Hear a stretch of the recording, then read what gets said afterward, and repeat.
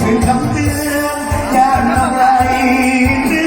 มเลือนหรือผิดเตือนสัญญามันโก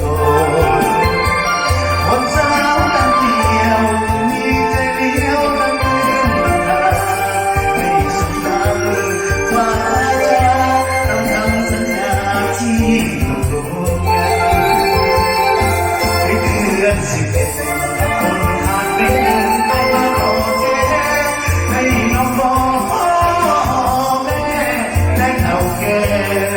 ที่คง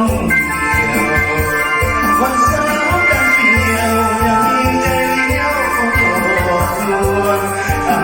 เป็นบ้าอวดเพื่อโดนคำลวงของสาวคนเดียววันทำมาพิเศษไปได้เชื่อ